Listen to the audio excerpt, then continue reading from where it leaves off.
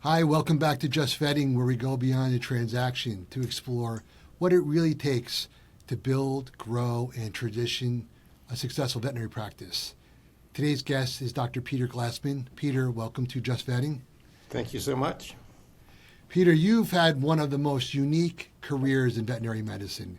You built Friendship Hospital for Animals from a 3-doctor practice into one of the most respected referral and specialty hospitals in the country. You led that organization for more than 4 decades and ultimately guiding its successful sale during one of the most, I think, transformative periods in veterinary history. But what I find what's particularly interesting is that after achieving what many would consider the finish line, you started a new chapter. Today, through Brookville Veterinary Health in Maine, you're helping shape the future of veterinary medicine and ownership and supporting the next generation of entrepreneurs. I think you've seen, and we'll talk about this profession from virtually every angle: clinician, owner, builder, employer, seller, investor, and now industry architect. It's really a pleasure to have you here, and I'm looking forward to our conversation. Well, thank you, Peter. That's a flattering review of 45 years in the industry. It's all true. Yeah. I guess for the most part, it's true. As I said to my team at Friendship when I sold, it's long days, but it's really short years. It goes really fast. The profession's been really kind to me, and it's such a great profession, and the people in it are so generous and so giving and so willing that it's been just a pleasure. So have at it. What do you want to know? Yeah. No, Peter, I for me, as somebody who's not a veterinarian, but I feel very blessed to have been a small part of the industry for over 15 years, being able to work with, your colleagues in all different types of transactions and business ventures. And I concur. It is such a special industry. Yeah. I've been practicing for more years than I'd like to admit now, and I have worked outside of the veterinary industry, and it's a running joke in my law firm, when we're working with a client and I have one of my partners or one of the associates from another department working on a particular matter with our team, they're like, wow, you guys are lucky, because it's the people that we get to work with on a day-to-day basis. It's absolutely I agree. It's actually one of my regrets about my time at Friendship was I wasn't more active in organized veterinary medicine, or I wasn't out there meeting a lot of vets. I sort of was a loner inside DC and didn't really reach out and get to know the industry and the people in the industry and how wonderful and warm they are until I sold Friendship and co-founded Maine, which got me in touch with a whole different network of folks. What is veterinary like? I kind of want to approach it in different segments, taking it back to the beginning and kind of walking through, your legacy. What did veterinary medicine look like when you first entered the profession, and how was it different from where you see it?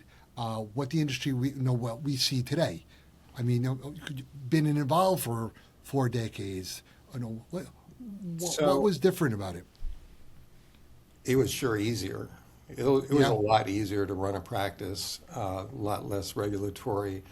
There was a lot less competition, I would say. There was no such thing as an unhealthy practice. Everybody competed and successfully. That's one big difference. Another was just things were not as sophisticated as they are now. I think the one thing that helped me be successful was I recognized early on the importance of reaching clients and providing convenience and providing what clients wanted. And I think that was sort of, there weren't a lot of practices that were extending their hours or making their waiting room comfortable or sending newsletters or that was a whole new concept, and not a lot of folks were doing that. And that really set Friendship apart. Friendship had been a fairly progressive leading practice anyhow. Started the CE group in the area, and way before I got there, and was doing all sorts of progressive stuff. Was one of the first AHA practices in the country. So there was this legacy there, and it was really easy to build on that, even though I had absolutely no management experience and I was coming out of school, and it was pretty crazy. Well, yeah, you and majority of your colleagues. I mean, all the clients I interview here, as ones who are, existing practice owners or former practice owners, there's a common thread among all of them. It's almost like you learned as you went along. It's not something you really taught in school, right? No, I mean, in terms well, of management skills. It wasn't back then. I think they're doing a better job now. Yeah. It's still a seat of the pants kind of thing. Yeah, that's You a good need- analogy. You need some entrepreneurial spirit and willingness to make mistakes and willingness to stick your neck out. But the rewards are there. The rewards, financial rewards and emotional rewards, and One of the comments or the feedback I've received is, and you mentioned reaching out to clients, and I kind of draw that to communication, and a lot of guests that I've had on here talk about communication skills, and it's almost a learned skill. Some people it's innate with them, but a lot of them it's not. And over the first 1 or 2 years of ownership, realizing to build that communication skills, not only with clients but the staff, really to fine tune that. And you're talking about early on newsletters going out to clients, probably the community, things of that nature. It just it's something that you'll learn as you're going along with your practice. well, they say it's fear and greed. So I took over the practice after having been there for 2 or 3 years. The practice owner, Harvey Cowan, was just a great guy and big golfer, and wanted to retire relatively early. And long story short, I didn't have 2 nickels to rub together, and he financed the whole thing, thank God. Love it. And that's how I ended up with it. But, it's, as the old saying goes, it's fear and greed, and I was scared to death. I had this, Yeah. what I thought was a big practice, and I had a big nut to pay back to Harvey, plus a big lease on the building. So I was scared to death. I had a young family, and it's a great motivator, no question about it. So that's really what got me going, I guess. And once the fire was lit, I really felt like I wanted to grow the practice, and that's the direction I headed in. Yeah, talk to me a little bit about that. Like, what vision did you have for the practice? You'd been there, obviously. You were fortunate enough to be there, working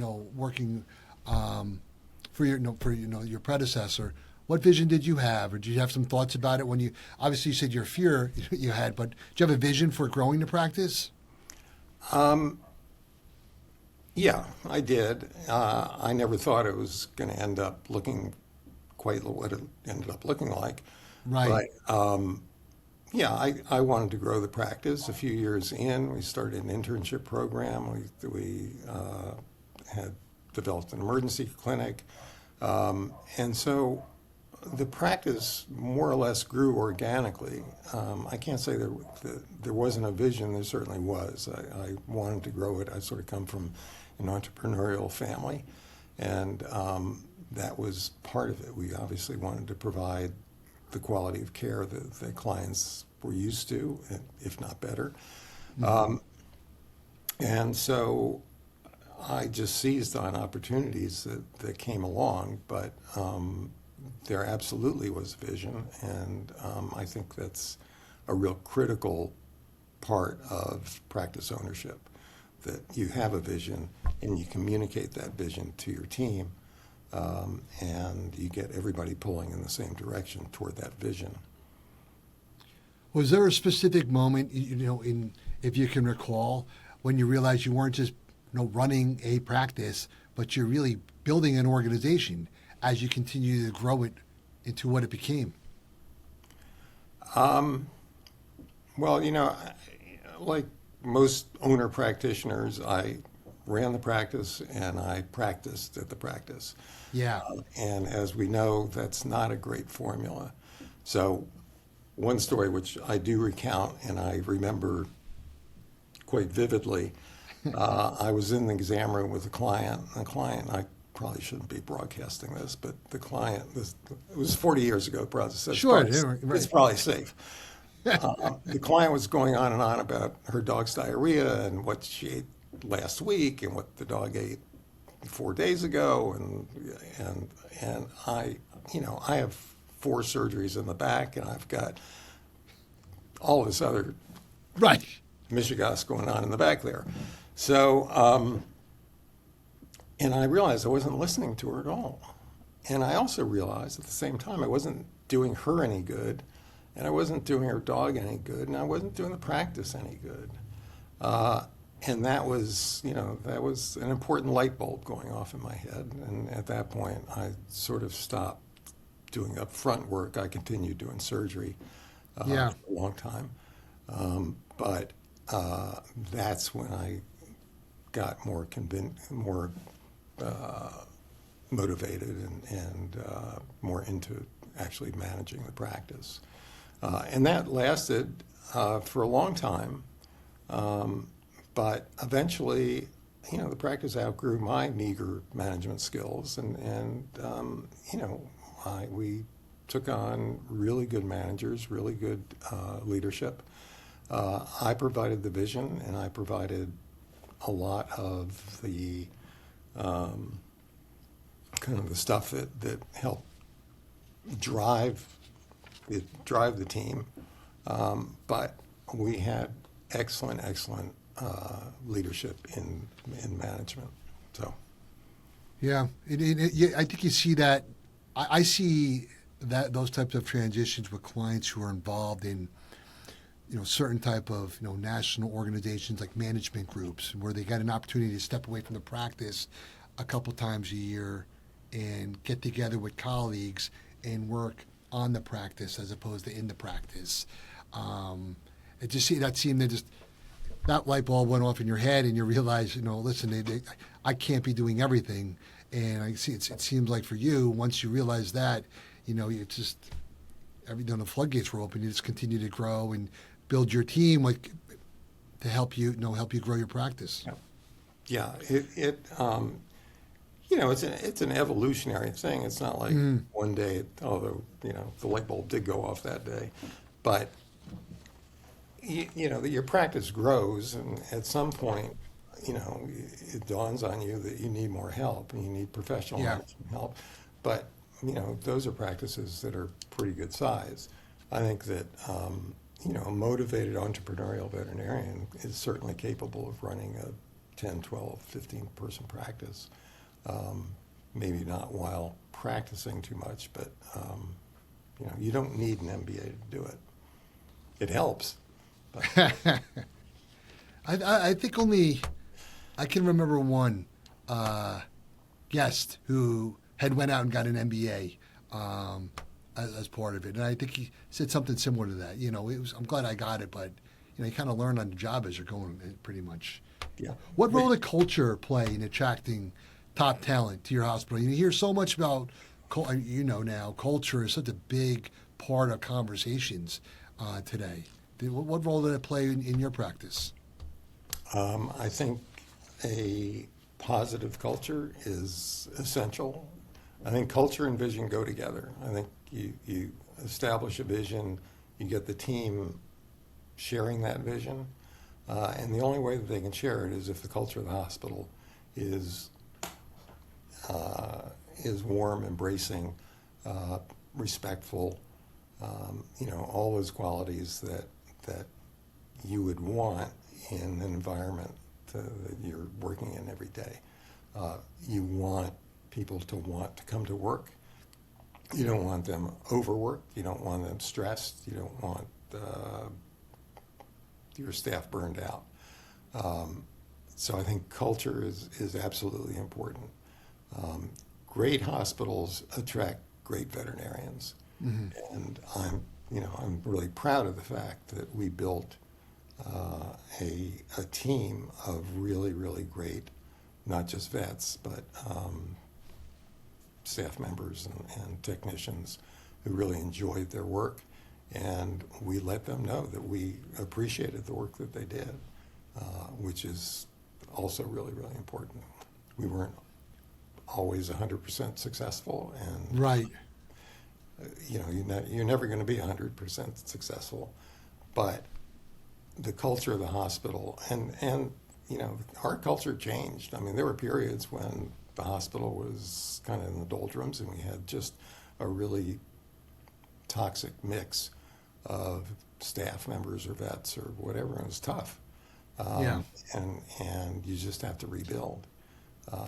But certainly the last 10 years, 15 years, the hospital was running, running on all cylinders, as it were, because we had a solid vision and we had a culture that was really attracting a lot of talent.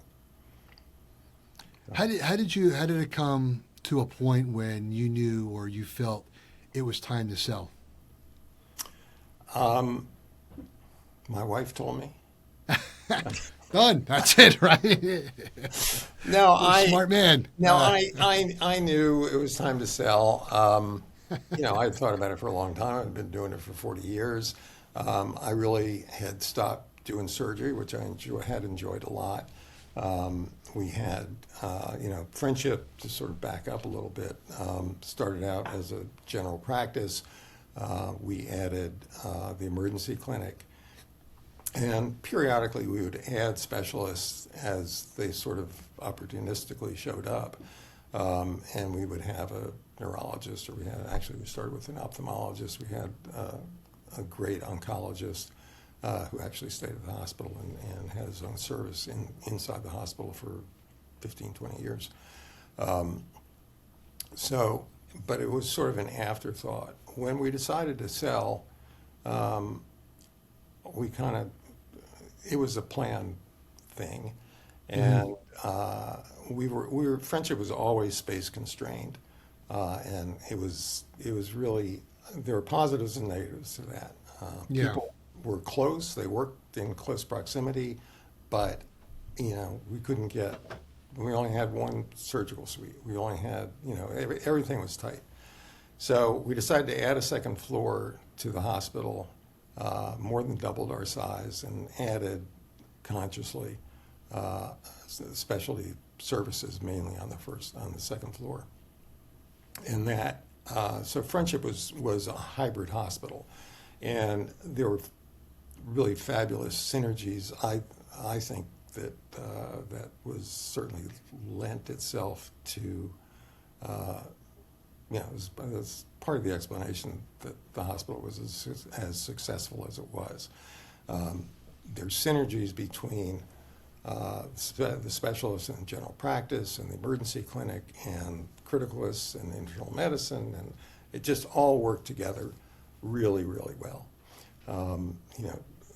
General practitioners, the GPs could meet with specialists in the hall. They bump into them. They talk about, hey, did you see that case I sent to you last week? Whatever happened to it? And that's just invaluable. So when it came time to sell, we knew it. And 5 years before, we started hiring specialists and built the second floor and built that out. Back to your question, how did I know? I had stopped doing surgery because we had surgical specialist, and Right. I was doing all the fun stuff, but Yeah. they sort of kicked me out, and my son included, um, you know, which I joke about, um, and so it was just time. It was time, and as it happened, obviously, you know, consolidators were coming into the market, and it was a good time to sell. Was anybody else that you were aware of developing a practice like yours, a GP practice, and then with the various specialties, all under one roof? Was that something? I know it's more common now, but back when you were doing it, was yours one of the first of its kind in that realm? I guess, again, I was sort of disconnected from the rest of the industry. Obviously, I Yeah. had some connections, but I don't know of hospitals. I mean, Friendship for the first 15, 20 years was strictly emergency and GP, with some specialists thrown in. It Mm-hmm. wasn't until much later Yeah. that we really developed the specialty practice, and that obviously increased the value of the hospital. Yeah. And increased, I mean, the main thing was it increased the quality of care of the practice. Looking back, what if you recall, what was one of the most difficult parts of the transition for you when you were selling? You recall? Well, after I sold, it was tough. The first 6 months, I didn't know what to do with myself. I mean, I have hobbies but not, yeah. You had already you had stopped practicing, so there was no expectation by the buyer for you to do any practicing, right? I mean, No, the buyer didn't. The buyer didn't want me. they didn't want you, which is different than what's going on today, which we'll talk about. Yeah, right. Interesting. Yeah. Yeah, so I was very fortunate in that, and that was an intentional effort on my part. Right. I didn't want to sell the Glassman Animal Hospital. I wanted to have a practice that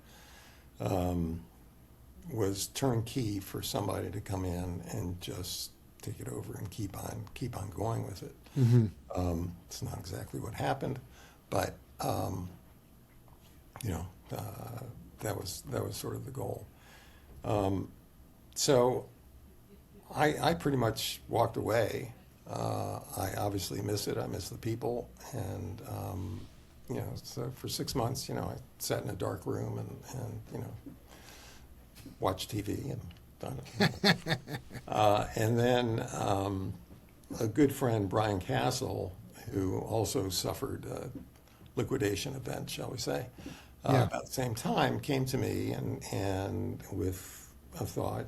He knew that I sold and that I was sitting around not really doing anything, and suggested that I join he and two colleagues, one of whom I knew, Ira Gordon, and develop a group that would help early stage innovative animal health companies get a leg up.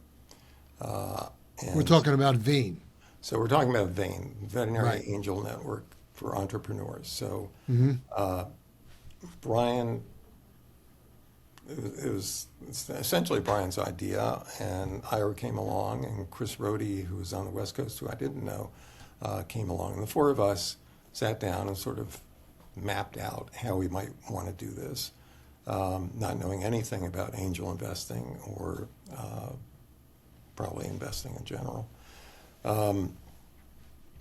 But we got some friends together, started out, we had maybe 12, and so we just went looking for early stage companies that needed help bridging the gap between self-funding or friends and family and venture capital. So venture capital, for those who don't know, typically will invest $5-10 million in an early company that has revenue and has a product or service that has been pretty well proven. Whereas an angel investor will invest hopefully in a company that has a proof of concept, but doesn't necessarily have revenue, hasn't taken the product to market, but is pretty well established that a market exists.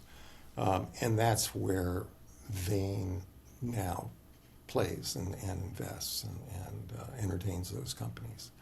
So so that's been occupying much of my time since the early days of retirement when I was moping around the house. And then what, you know, before I get into Vane, this going back, you know, it's interesting, you know, you're talking about, I think about you having like a front row seat to what's gone on in this ownership shift in the industry.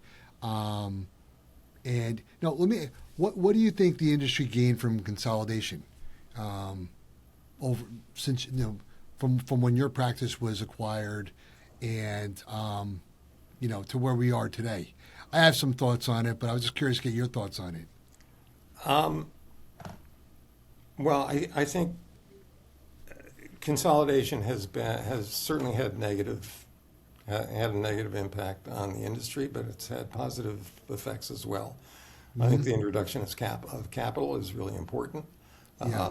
And you know, you see hospitals that are bigger providing more elaborate services. I think that salaries are much higher now than they were because demand for veterinarians is so high. Definitely. Yeah. And that's driven largely by consolidators. I think they have introduced, if not state-of-the-art business practices, they've introduced some business practices that you know, I think the industry probably did need a kick in the pants and was a little bit more mom and pop than it probably should have been. I don't necessarily think, I'm a firm believer, you know, Friendship was a really big hospital and it was a big business and it was a very successful hospital and we provided really great care. But I think that a one or two man practice can be equally successful and can provide absolutely the same quality of care as a Friendship hospital or you name it. Yeah. So, and that's not lost by the consolidators. I think there's room for both. As you know, and we can talk about it later, my son and I. Yeah, go ahead. Yep. Vet son, but and another son who's not a veterinarian, have started a group called Brookville Veterinary Health, and so we are sort of helping young veterinary entrepreneurs buy into practices, and there's room for that model. There's room for, I think there's room for both, but I think that overall, I think consolidators have had both a positive and a negative effect on the industry. There's no question. Yeah, and you know, you have options as a practice owner, and I agree with everything you said. I mean, especially from a monetary standpoint, I mean, it brought a different level to practice owners and associates, brought it to where it should be. You guys work hard. Work hard for your education and your license, and now you know you're being rewarded for it, and you have options available to you. It's funny, you joke around, you joke, and I know you're part serious, you're part joking about it. After you sold, you're like, geez, what do I do? And, the grass is always greener for people, right? Saying, oh, I wish I was in issues. There was a time, I think 22, 21, and 20, I think when people were selling and the buyers really didn't want the sellers around. You didn't have to really, it didn't have to stay like they're requiring now. And I think like in 2023, the pendulum kind of shifted where, I can't remember the last, all cash deal where the seller just walked away. Unless they're in a unique position where, like you are, where they're serving maybe as a medical director for the practice and they're not practicing within the practice, which you don't see that as much. Yeah. I had one client who had really built a great specialty practice, and he was so deflated when he realized it was really like everything just rested upon him. It was him, Yeah. and Yeah. it really limited him in terms of what his options were at the time. But yeah, I think it's a great thing. I think for you and your colleagues to have options available to you. And kind of it plays itself out. It's a small industry, you know that. Everybody talks. So when I have clients call me up looking maybe to they're looking to do something. They're the corporate knows they're all talking. So you got to, for the most part, try and treat once they do the acquisition, do right. That may be why everybody's so friendly and generous in this industry, because it's so small. Yeah. You can't afford to have enemies in this. Right. Yeah. No, it's a good point. I mean, listen, it's not perfect because I've heard stories of, you can't sell to this one or that one, but anyway, that's for another day. Going back to Vane, I wanted to ask you solving problems, or what problems you're trying to solve with Vane, and what common mistakes do you see veterinary entrepreneurs make? Where you guys you talked about you're evaluating like early stage companies. When you're looking at them, in that evaluation, is there something that jumps out at you and your partners when you're evaluating a company? Well, when we evaluate a company, we look at specific criteria. I'm not sure there's one that jumps out. I would say the one that sort of jumps out is, what problem are they solving? Are they solving a problem for themselves, or is this a problem that's industry-wide that is actually going to have a significant, a market that's large enough to support the company, or is this is their problem? So that's number one. Obviously, we look at leadership. If a founder has had previous exits, that obviously gives investors a lot of comfort. We look at IP, we look at market size, we look at the technology. There are 10 criteria that we look at. Like a checklist, basically, you have. There's a checklist. Mm-hmm. Yeah. So the process is that a founder will apply online. There's a screening application. Actually, there are 3 of us who go through those applications. Then we get the founder on the phone, assuming that it's a fit and they're actually in animal health. And if they qualify, generally, the company has a valuation of $8 to $10 million, that they're looking for maybe $1 million. And our check size, because individuals are making the investment, there is no Vane fund. Vane really is a platform that provides deal flow for our members and a process. And obviously, we also help with diligence. So if they meet those criteria, though, then they do their application. Members look at that application. We have now a fairly sophisticated investment committee that goes through those 10 criteria and actually puts a quantitative score on each applicant. And the 2 top scorers of the month are invited to come and do a live pitch, virtual live pitch. For the members, and they do their pitch, there's a Q&A, and those members who are interested then follow up with the company. So it's a pretty straightforward process and goes pretty quick, a month or 2. So that's sort of how it works. Companies are given, whether they're selected or not selected, we give them lots of feedback about what we liked and what opportunities exist for them to improve their outlook, and often we'll invite a company to come back in 6 months after they've hit certain a milestone or 2. So it's more, Vane is obviously companies are looking for funding. Vane is investing individually, so the check size is relatively small unless you can get 10, 15, 20 members to invest in the same company. But the value of a Vane investment now is probably more the endorsement of the organization. So we now have 90 members. They're all have some level of success. Otherwise, you wouldn't be investing in angel early stage Right. companies. True. It's not for the faint of heart. Yeah.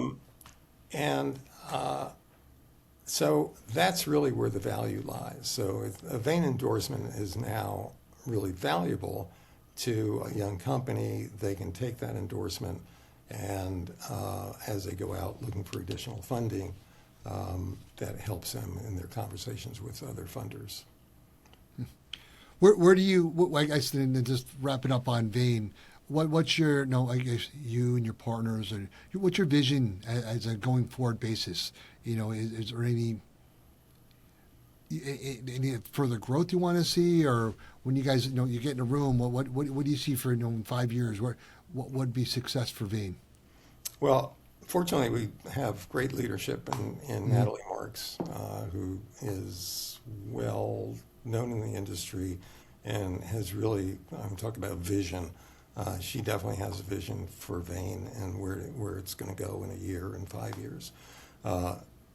We want to grow the organization. We want to add members, mainly so that we can afford to have a fund. A fund will enable our members to invest collectively and not worry that, I've never invested in an early stage company. I'd rather somebody invest for me. So that's really where we want to go, and that's really the motivation behind driving membership. Once we get to a certain level, we'll be able to afford a fund. But at the moment, running a fund is an expensive proposition. Lawyers, Right. accountants, and lawyer is hardly. It's always the lawyers. I knew it. I knew a day can't go by. It's almost 4 o'clock here on my time, and gotta have a lawyer joke. It's okay. It's all good. So that's kind of where we want to go. Yeah, that's good. No, it's a great goal, and I'm sure you're going to get there. You hear a lot of great things about Vein, so it's great. And now shifting to what you referenced, you mentioned before, Brookville Veterinary Health, which you founded with your son. I guess what problem were the two of you trying to solve when you founded Brookville? So the problem that we're trying to solve, frankly, we're trying to keep animal hospitals in the hands of veterinarians and out of the hands of consolidators. There are, as we talked about earlier, there's certainly advantages to consolidators, and Sure. There's some that run their groups extraordinarily well and efficiently, and maintain quality of care, maintain client care. But there's space for veterinarian-owned practices, and we want to encourage that. And so what the niche that we're filling is we're providing financing and management expertise to young entrepreneurial veterinarians who want to, in one model, take over retiring owners, as I did at Friendship.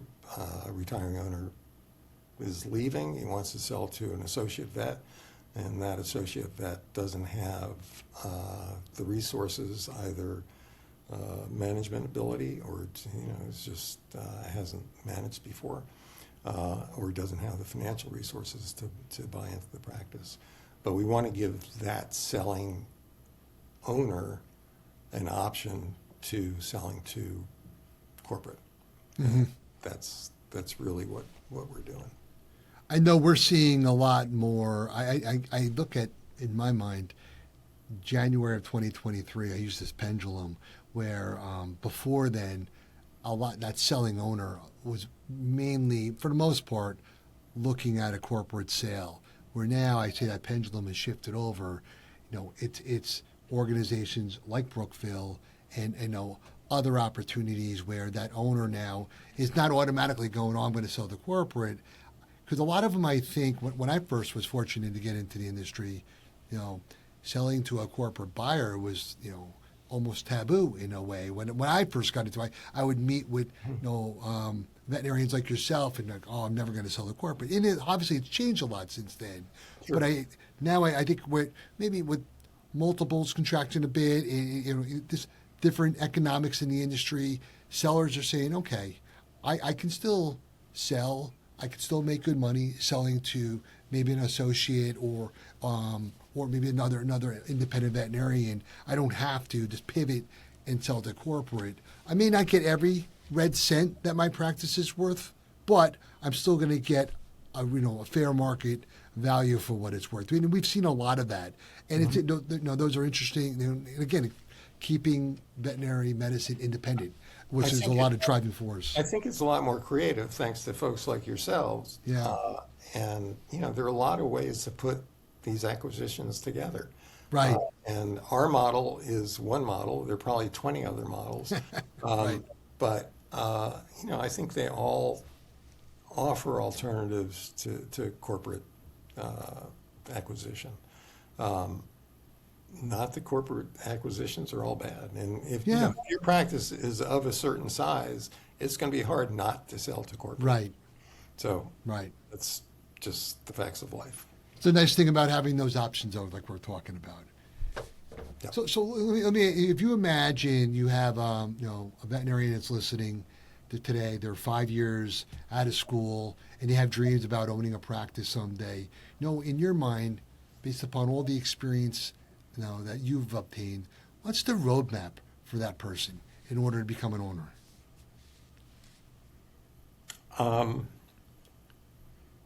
Seize the opportunity. Jeez. I think is number one. Don't let opportunity walk out the door. Don't be afraid. There are a lot of resources to help you if you feel like you don't have the management expertise or the business expertise. And there are a lot of financial resources out there as well. So you don't have to, have a wallet full of cash. And owners will frequently, if you convince them you have a vision, that you are going to continue their legacy, especially if you're an associate within that practice, and the owner knows you, and he, understands that you can continue his legacy. That's a huge advantage that you have over corporates. So, seize the opportunity and seize the resources that are available out there, and there are lots of resources out there. I thought, it was something I thought you may mention earlier on when you first started practicing, right? I do hear from colleagues, in your generation will say those resources that you're referring to, they weren't as readily available as they are today in these different organizations. Right. Or you have these, you have lenders today, and organizations like Brookfield that'll lend you the capital in order to do this acquisition. Where, and I know this still happens today. What happened with you, where the seller will, provide financing themselves. I have another number of those going on right now, and it's a combination. Maybe some conventional loan and seller financing. There's more than one way to get to that. Happily, there are those resources now. I mean, there's 100% financing now. Right. So you don't see that in too many industries, right? And when I tell them that the practice has the cash flow to cover the loans, institutions would be happy to give you money. Yeah. So, right. If you're buying a healthy practice, you'd be surprised what's out there. When you find, it's funny. I was thinking. I had lunch yesterday with my our chairman at our law firm. He's 89. He's going to be 90 in December, and he's active in our practice. Day-to-days here. He vacations 2 months out of the year. Barry Mandelbaum. His father started our firm 98 years ago. So he wants to stay. He wants to be here until we celebrate our 100th anniversary. And we were driving to lunch yesterday. He says, "I love coming to work. It's my exercise." And he plays golf on Fridays. He's very physically active, plays tennis, but coming to work physically, it is his mental exercise, and he solves problems, and he's in the trenches with us, and I love, working alongside him. For somebody like you, at some point in time, looking back at, your career when it's viewed upon, what would you hope your lasting contribution to the industry would be? You ever think about that? No. No?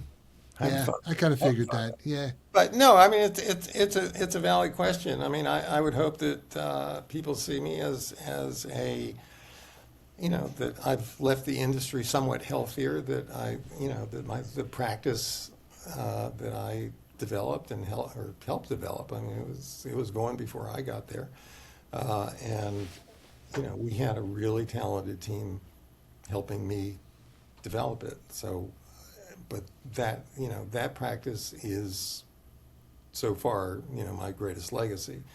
And so I would hope that people remember who built it.